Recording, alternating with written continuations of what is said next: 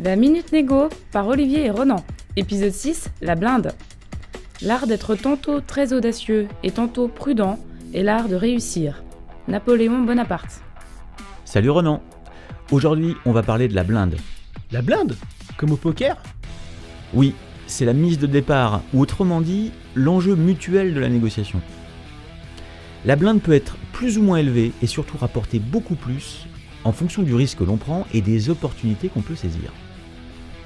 Elle correspond à quoi on s'expose, ce qu'on est prêt à mettre en jeu et ce qu'on veut obtenir. Exactement. Il faut toutefois bien le définir. Tout n'est pas qu'une affaire d'ambition. Ok, mais comment peut-on faire un choix judicieux alors ?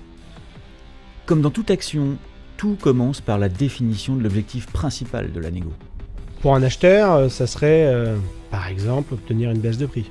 Oui, même si ce n'est pas assez précis, mais nous traiterons ce point en détail dans un futur épisode. Au-delà de ta motivation principale, ne verrais-tu pas d'autres éléments auxquels tu t'exposes ou certains que tu pourrais obtenir en bonus ? Ah, j'aime bien les bonus.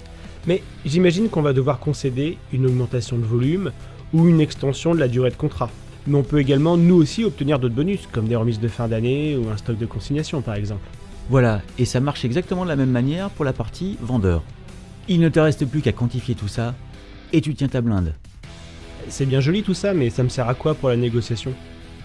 En fonction de la blinde que tu auras estimée pour la partie adverse, elle va conditionner toute ta tactique de négociation. Attends, mais la tactique, c'était pas lié au rapport de pouvoir, comme tu l'avais expliqué dans l'épisode 5 ? En fait, la tactique de négociation va dépendre du rapport de pouvoir et de la blinde. Et c'est la même analyse qui va être utilisée dans les deux cas, à savoir le double SWOT. Dans le cas du rapport de pouvoir, on utilisait surtout les forces et les faiblesses. Pour la blinde, il va falloir se concentrer sur les opportunités et les menaces. Je réfère au proverbe introductif, une des clés du succès va être de bien dimensionner sa blinde et de bien estimer celle de la partie adverse. Bonne conclusion.